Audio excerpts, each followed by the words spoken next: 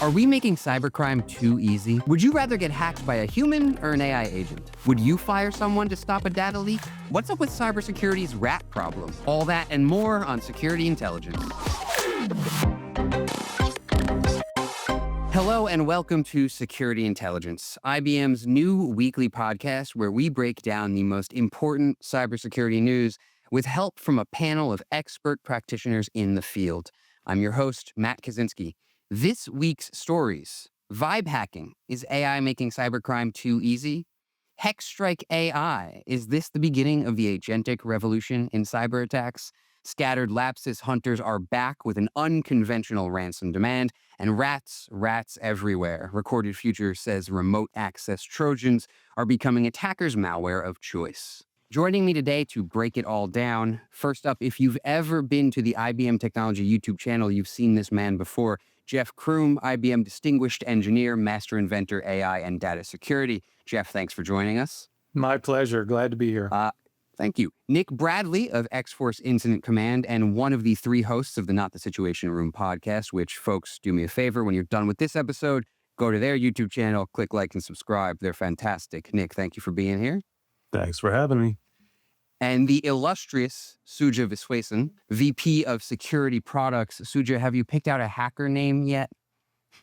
I'm still working on it, Matt. Still working on it. Well, I'm glad to hear you're thinking about it, all right? So let's get into our topics for today. First up, Anthropic's August 2025 Threat Intelligence Report introduces the world to vibe hacking. Now, we've all heard of vibe coding, right? You describe what you want your software to do to a generative AI assistant, and it spits out the code for you. You don't have to write a single line yourself. Vibe hacking applies this same workflow to cyber attacks. Now, the report that we're talking about identifies a few different cases, but I want to home in on one in particular, because in this case, the threat actor didn't just use Claude Code to write malicious scripts. They also used it to make tactical and strategic decisions, including asking it which data to exfiltrate and how much ransom to charge for that data. So at a certain point, it's almost like Claude was carrying out the attack and this guy was just there to push some buttons. All in all, the attacker hit 17 organizations before being shut down. So I want to start by just getting some initial reactions to this development of vibe hacking. And I think I'll start by asking you, Suja, how do you feel about this? We are learning as we go, but it's like any tool, right? Any weapon can be used to protect as well as to basically be offensive to people. And one thing, even with organized crimes, is a little bit easier to know than guerrilla warfare because there is nothing organized about it. So this is really, really tough one to catch. So we need to be, just like vibe hacking, vibe coding, we have vibe security as well. So in when you think about it, you have red agents, blue agents. How do they learn from each other and start fighting each other and then get there? That's the only way. I got that. So you're thinking of vibe security, correct me if I'm wrong, is kind of like an experiential approach to security almost, right? We're just kind of learning as we go and taking those best lessons and applying them. Does that make sense? Absolutely. Because you saw that on the Anthropic one, they are looking at, okay, what kind of prompts are being asked, what we can prevent before it becomes a problem. That means the model is learning for which one it shouldn't be answering because this can lead to something bad. Jeff, any thoughts to add there? Yeah, so what Suja just talked about is basically the inevitable space that we've been heading on for a while. I could foresee this coming. I think a lot of people could foresee this coming. It's disappointing that it's already here now because I don't think we're all fully ready for it, but it was absolutely inevitable. And it now has put us in the world of AI versus AI. It's a question of, is my AI better at defending than yours is at attacking, or the other way around? And that's the arms race. It's moved now to the AI battlefield. And now it's a question of who's going to have the best tech to deal with this and who's going to keep it the most updated, because it will constantly be changing, as we've always had. So in many senses, it's not new. It's what we've seen. It's always cybersecurity has always been an arms race of the good guys versus the bad guys. And we get a tool, they get a tool, they get a tool, we get a tool. And it's whoever, deploys the tool the best. And AI, as Suja said, is exactly that. It's what we refer to as a dual use technology, where it can do good or it can do bad. And it's got equal potential to do either, depending or even both at the same time, depending on whose hands it's in. So what that means is organizations who maybe weren't so robust in their deployment of AI, didn't really have a plan on how to use it, well, they're going to be the ones that lose in this battle. So I recommend get out in front of this and make sure your AI is better than theirs. There's no such thing as a kind of neutral tool. It all depends on whose hands it's in, right?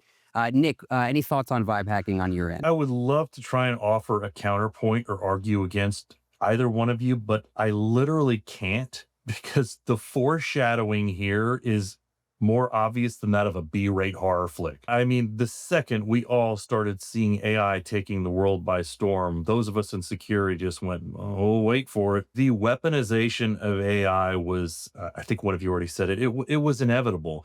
And not only was it inevitable, but the bigger challenge here is the fact that it's going to lower the bar to what it takes to be a bad guy, right? Because now I don't even have to be a programmer. I mean, we already had, malware as a service and things of the sort, but now I don't even need that. Now I can just, say, I didn't want to say the name of the assistant because everybody listening will fire up, but assistant name, write me some malware. Okay, what would you like to do today? Right? I mean, we're right there. Yeah, I remember 20 years ago when people started observing that you didn't even have to be a really great coder to generate malware. It was a click here to hack kind of situation.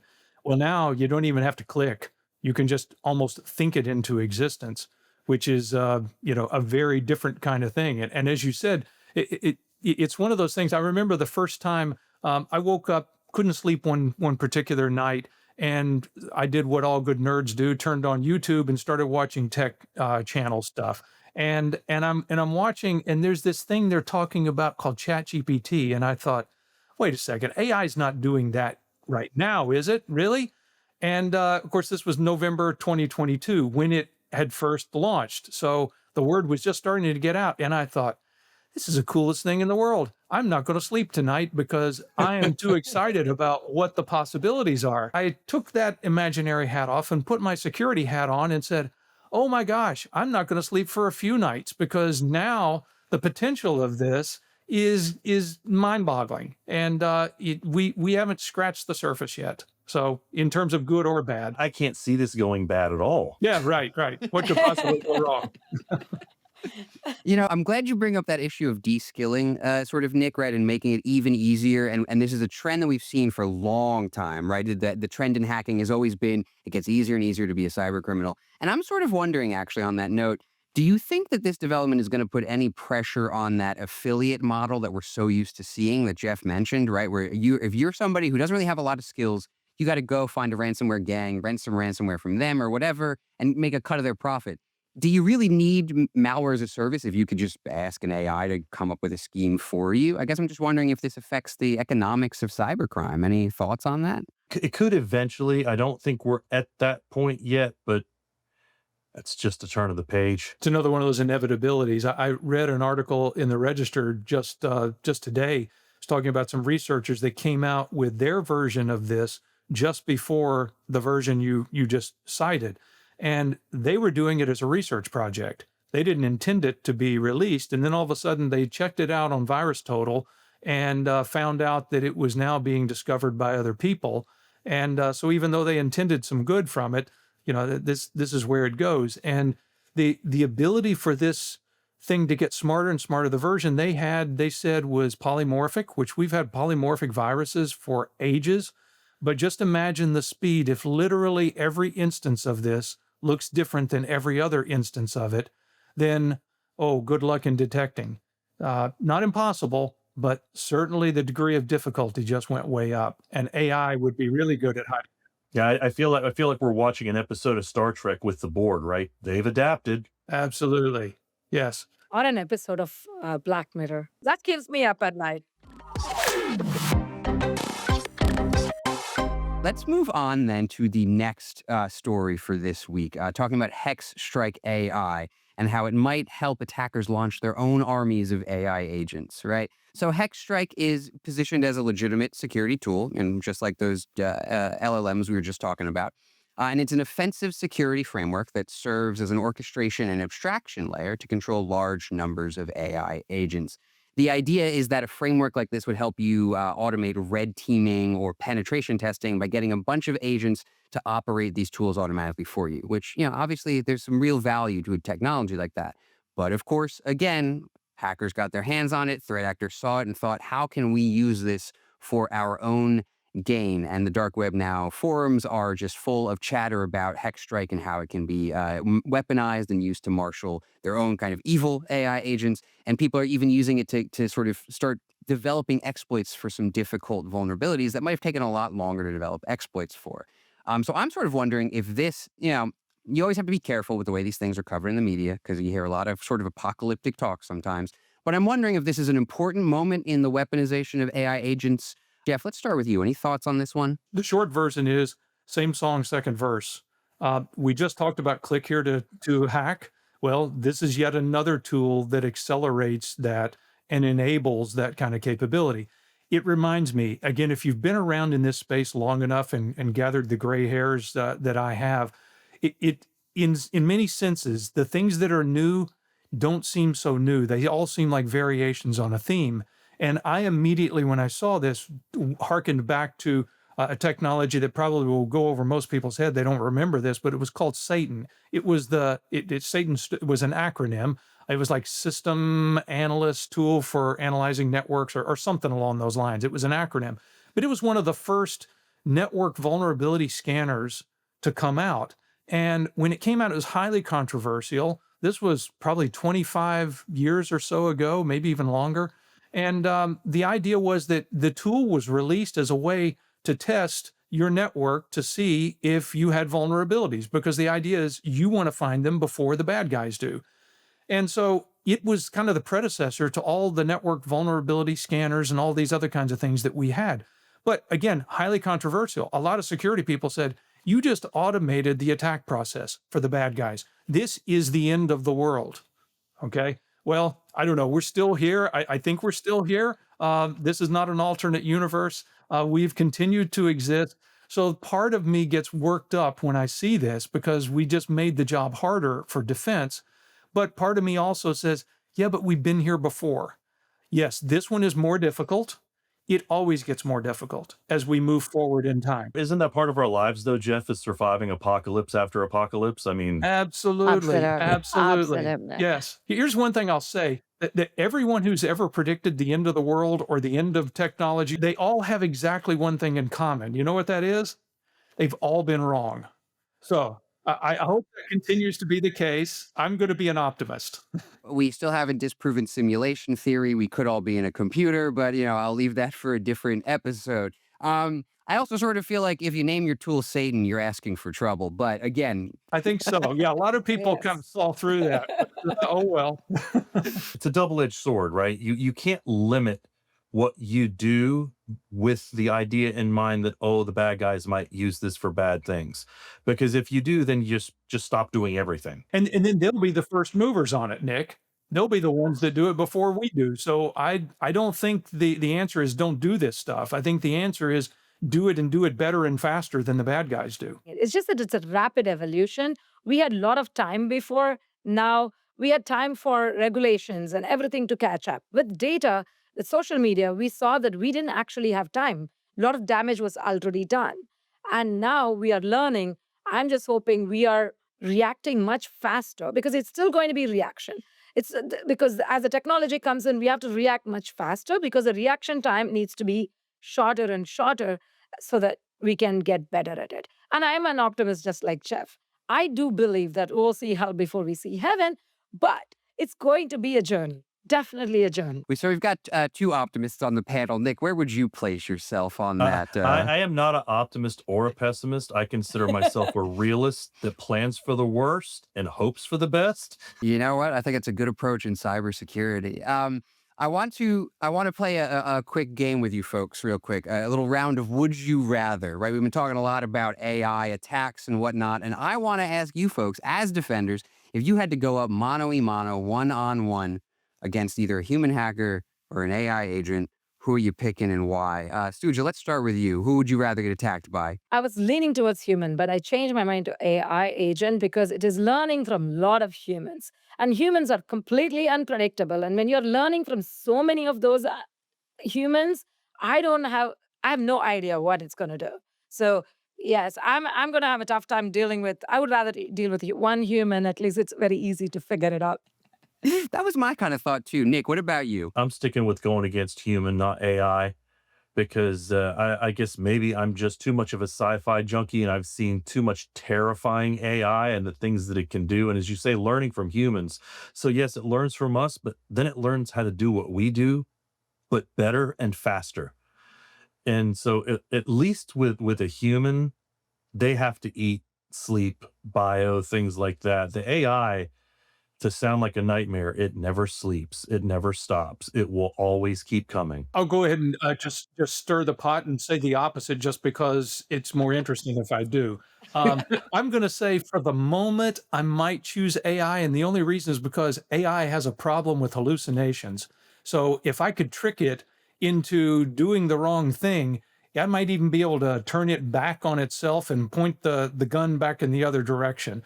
I don't know if I can, but I'm going to hope that I can. But now that's a moment in time. If you ask me this a couple of years from now, I might not say the same thing because the other points that were made were absolutely valid as well. Well said. I can agree with that because I have dealt with enough AI hallucination and my other favorite word, confabulation, that, oh yeah, I could see where you're coming from with that. There we go. I would love to see a kind of meta weaponization, right? You weaponize the attacker's AI against the attacker. That's a fantastic little move there. It's kind of one of those Elmer Fudd turn the gun barrel back on him and let him shoot. We get a lot of classic cartoon references on this show. I'm very happy about that. But something else just occurred to me, and I know I just brought this up in the last conversation, but I also want to talk about the economics of cybercrime again a little bit, because it almost seems to me like this exerts another pressure on that affiliate model, but from the opposite direction, right? In terms of, if you're a cybercrime gang, do you need human affiliates if you could just outsource your work to AI agents, right? So it's almost like I'm looking at that vibe hacking and thinking it lets somebody who is not that good go out and do their own attacks without a gang. And I'm almost looking at this HexStrike AI stuff as if it's like it lets a gang do its attacks without affiliates. But then you still need an affiliate group that's going to manage the LLM and the AI to do the affiliates work. I think it's a real tragedy that we're talking about putting hackers out of work, that AI is taking their jobs. And I think we can rise up in defense of that. Yeah, no, I'm not going to lose a moment's sleep over that if they get replaced by agents. Let me be clear. I don't feel bad for them. I'm just kind of wondering how things are going to work on the dark web. If it's going to be dead internet theory for them too. Everyone's a bot now, We're using the word agents now. So now all I can think of is Mr. Anderson. Yes, exactly. On the next episode, we'll talk about how realistic the Matrix is. Prepare, we're in it. Oh. Scattered Lapsus Hunters are back in the news, this time with a new kind of extortion technique, firing people. So this unholy collaboration between three of the most notorious cybercrime gangs today, we're talking, of course, about Scattered Spider, Lapsus with a $, and Shiny Hunters, popped up a couple weeks ago with a Telegram channel that claimed they were working on a new ransomware strain, and they are now back because they claim to be in possession of internal Google data, and they're threatening to leak it unless Google terminates 2 specific security employees. We don't know who these employees are, and I'm frankly skeptical myself that Google would ever do that. So I want to start by asking you, Nick, what's the thought process here? Do they think this is actually going to work, or is this something else? This is such a deliciously diabolical story. And I really think this is someone overplaying their hand. I think they feel like they have a stronger hand than they do. And so to put a little backstory on this, so the reason that I've enjoyed the story so much is, one, on our other podcast, Not the Situation Room, we've done 2 episodes on this so far. One, when it first debuted, that they were going to create their little triumvirate of power. And then second one, when they decided they were going to try to strong arm Google. So a lot of this plays out from the Salesforce SalesLoft breach, right? Because that's allegedly where the data from Google they have came from. And Google had, I think it was 4 researchers that put out a research paper on this and on shiny. Well, we got all kinds of different names for them: Scattered Lapsus Hunters, shiny happy hunters. I mean, just because the more we talk about it, the more we kind of just talk about it however we want. However, and when the shiny thing, if you missed that part, that's a Pokemon reference, but you'll have to look up that one yourself. I got that one. Well, shiny hunters, just think about it. But anyway, they supposedly have this data from Google, and Google has done the research. So it feels like it's a detective story, right? The bad guy has got info or dirt on the good guy. The good guy's researching the bad guy, and so now they're trying to strong arm and say, stop investigating us. So we're gonna release release the Kraken on you. We'll let all your data loose, or fire these 2 people and stop investigating us right now. And I don't know why they think they have that level of leverage. I mean, we have seen so many times in the past when clients' data does, or a company's data does get compromised, does get leaked, makes its way to the dark web, and it's out. It's done.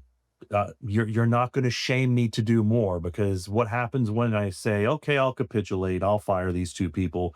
Then you go, is there anything else you need me to do? Because that's what's going to happen.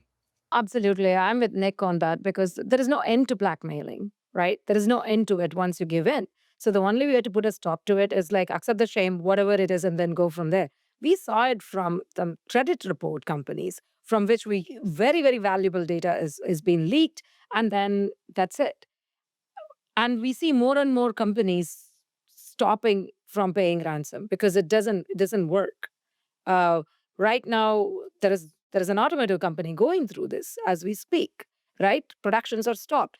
These things are happening, but I don't believe the companies are going to give in, and they shouldn't. Jeff, I know you've done like a video before on whether or not you should ever pay a ransom. So I'm wondering about your thoughts on paying a kind of human ransom. Yeah, sure. Exactly. My thoughts on this is essentially a different kind of ransomware, because ransomware is basically an extortion attack.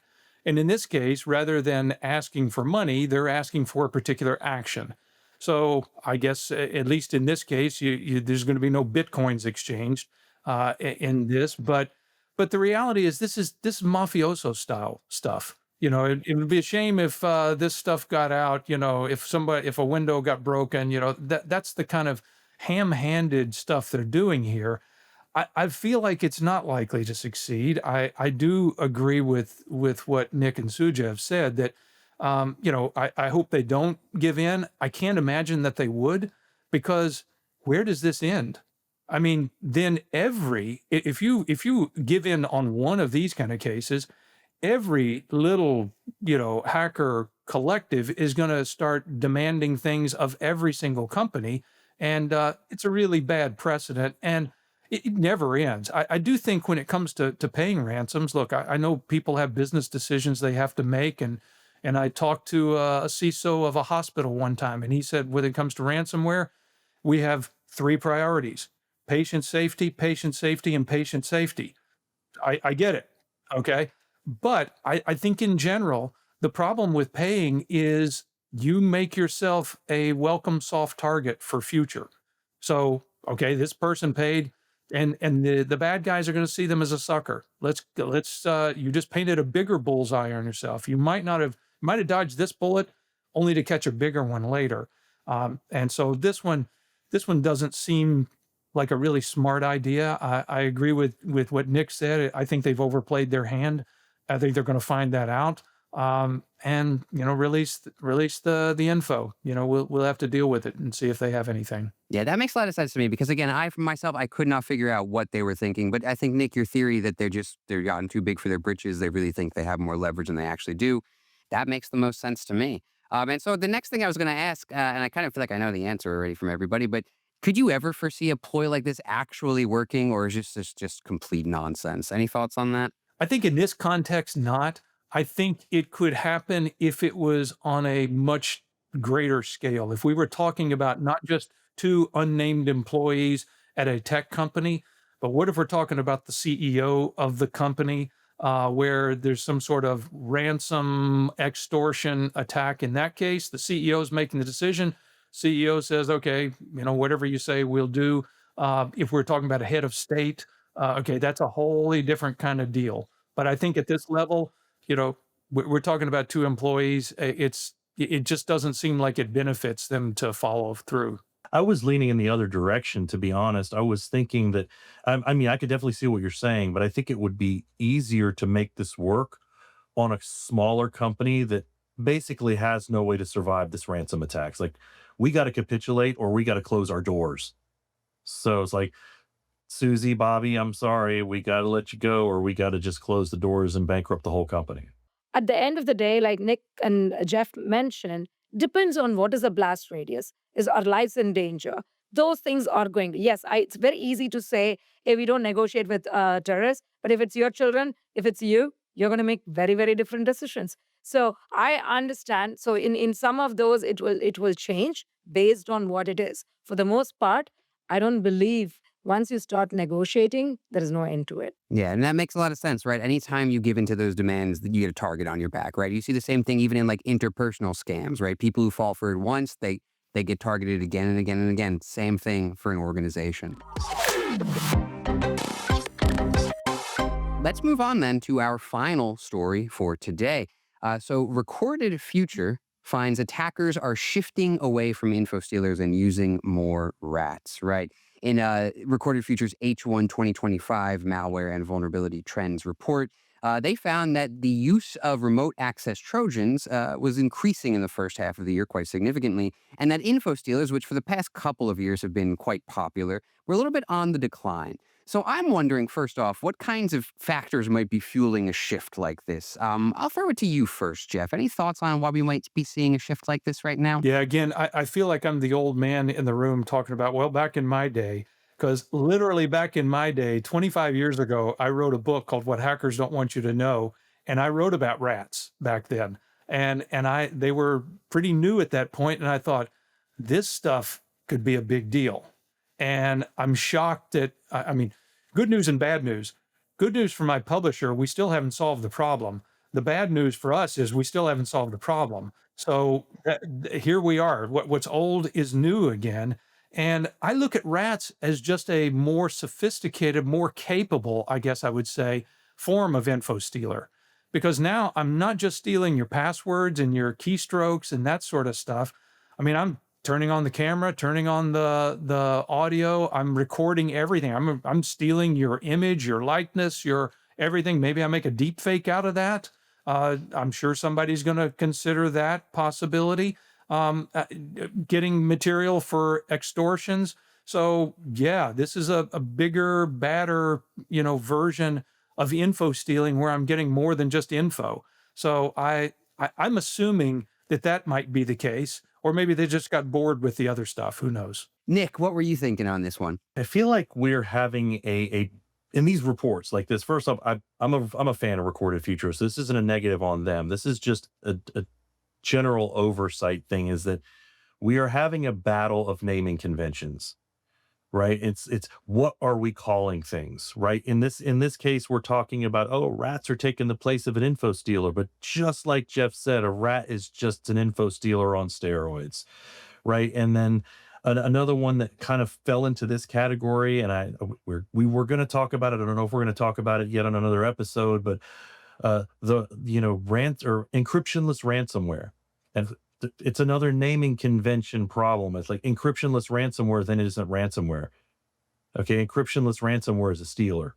It's not ransomware. Ransomware is specifically called ransomware because it encrypts the data. So if we're not encrypting, it's something else, right? And so an info stealer and rats are also info stealers.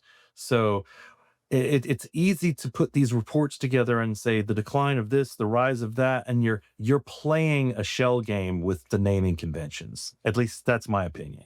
I thought that makes a lot of sense, right? It's kind of like, if you kidnap someone and call it real world ransomware, you know what I mean? It's not exactly the same thing. If you think about it, if you're trying to publish a report or you're a media outlet, you've got to do something to get more clicks, more eyeballs. So call something else, come up with a new jazzy term, do something to get people, everything you knew Now it's 1,000 times worse. It's the end of the world. Yeah, we told you that last week, but we really mean it this week. It's really real this time. The realest reel we've ever reeled. Another apocalypse. Yes. Suja, what do you think? I agree with both of them. It's another form of info stealing.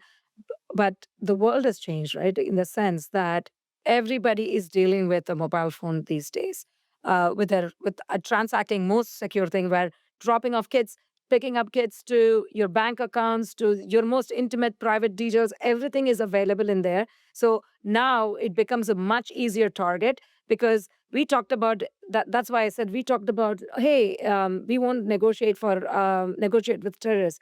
That can happen in a large organizational way. Think of it as an individual who can be small time blackmailed into doing things that they're not supposed to do, right? Or they're giving up money and everything else. These can happen because most people who just don't understand technology, but they are equipped with technology, and that is what they live day in and day out. So this has become very, very dangerous because I'm always educating my parents. Okay, don't click that link, and even if it's come from me, check with me before you click on it. So all these things, because this is entertainment, this is life, this is everything now in a mobile phone, or because it's not a laptop that people used to go work on it and then get there, and it's a small number of population. Now everybody is using tech, and with AI, it has become very easy to infiltrate. So that is why stealing of the info in a different way, Jeff, like you said, now you are able to get their biometrics. You are able to go look at most intimate details that they didn't have access before. So as we've all kind of said here, and this makes a lot of sense to me. The thing that the rat kind of gives you that info stealers don't is you can do more than just steal, right? And you can steal different kinds of things. And so I'm wondering how this sort of changes how you as defenders sort of relate to the threat landscape in terms of, if you know that rats are on the rise instead of info stealers, are there changes you'd be making or changes you'd be recommending people make to kind of defend themselves against these things? We'll start again with you, Jeff. Any thoughts on that? I think a lot of the basic blocking and tackling is still just as relevant as it has been. Going back to that book that I told you, the interesting thing, even though that book's 25 years old, and I'm not trying to sell copies because it's even hard to find anymore. I can't get it. Shameless plug away, Jeff. I would. Yeah, Yes. exactly. Okay, all right. See if you Why can find wouldn't it. you? Yeah, it was written on parchment, but anyway, it's that old. And here's the thing is that 90% of what I wrote there is still true today, which again is the good news for the publisher, the bad news for us, because I was talking about here are the things that we need to be doing. Here are the ways that people compromise systems. Here are what we prevent them to do that with, and yet here we still are. So obviously, when it comes to rats or info stealers, keeping your system patched, keeping if you need antivirus, malware, scanning, this kind of stuff, look for behavior detection anomalies in the network because these things will tend to exfiltrate information out. So we have the tools to kind of do a lot of this kind of detection, EDR tools, all this kind of stuff. We're just not applying them all the time. And of course, sometimes we are applying them and we're doing them perfectly. And there's a 0 day that comes out that somebody takes advantage of. And that means obviously, we've got to find ways to bring those windows down where we're patching faster and that the vendors are responding with patches faster. So it's a lot of the same stuff that it doesn't, there's not going to be some brand new technology that comes in and you sprinkle this over and then all of a sudden you don't deal with rats. Here's your rat trap and just put some cheese in that and it will kill all the rats. It's never going to be that simple. I like that you brought this back kind of almost full circle because we were talking in the very beginning about how security is kind of inherently dynamic. It's always an arms race, right? And it's like you said, this is another situation where it's just we're in a bit of an arms race. And even if there are things we're doing perfectly, sometimes there's still a 0 day that's there and you have no choice but to react to that. So I like that we have a little full circle moment like that. Suja, how about you? Any thoughts on this? I think I've mentioned this before, which is like very much like a pandemic, right? You need basic hygiene. You can wait for vaccination, right? At the same time, you have to wash your hands. You have to have basic hygiene that is very, very important.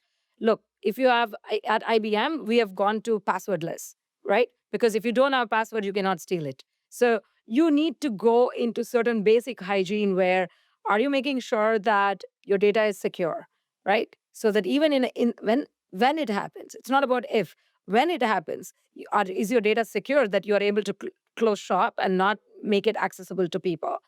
When it comes to password, are you keeping your secrets in a vault instead of keeping it out? Because it could be in Git. People put it all those things. Because previously you had to go mine for it, you had to search for it. Today with agents, it has become very easy to figure out the zero-day vulnerability in minutes, not in days. Previously it took days. That is why the way we were building product, way we are thinking about it is, are we making sure our products are built with resilience? Are they making sure the basic hygiene is there so that these zero-day vulnerabilities become less and less and less? Nick, what about you? Any thoughts there? I want to offer some astounding revelation that nobody's got to yet, but I can't because the problem has already been stated.